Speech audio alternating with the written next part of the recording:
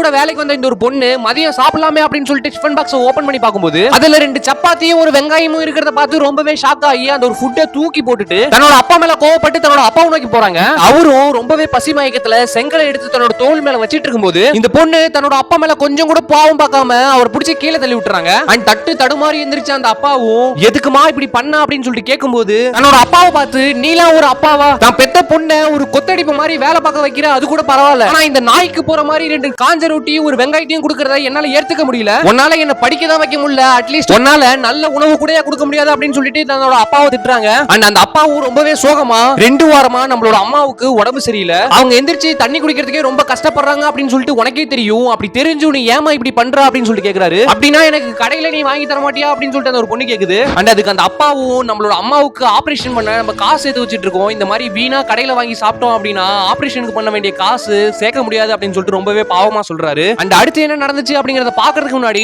உங்களுக்கு உங்க அப்பாவை ரொம்ப பிடிக்கும் அப்படின்னா மறக்காம இந்த வீடியோக்கு ஒரு லைக் கொடுத்துட்டு நம்ம சேனலையும் சப்ஸ்கிரைப் பண்ணிக்கங்க. எத்தனை பேருக்கு உங்க அப்பாவை பிடிக்குதுன்னு சொல்லிட்டு நானும் தெரிஞ்சுக்கிறேன். அடுத்த நாள் தன்னோட மகள் இப்படிலாம் சொல்லிட்டாங்களே அப்படின்னு சொல்லிட்டு கொஞ்சம் கூட மனசுல எடுத்துக்காத அந்த அப்பா தன்னோட மகளுக்காக அவரே சமைச்சிட்டு வந்து கொடுக்குறாருங்க. தன்னோட அப்பாவோட பாசத்தை புரியாம பேசின அந்த பொண்ணு ரொம்பவே சோகமாயிடுறாங்க. அதை பார்த்த அப்பாவும் அதெல்லாம் ஒண்ணும் இல்லம்மா, அப்பாவை தானே இப்படி சொன்ன அப்படின்னு சொல்லிட்டு தன்னோட மகளுக்கு உணவை ஊட்டி விடுறாங்க.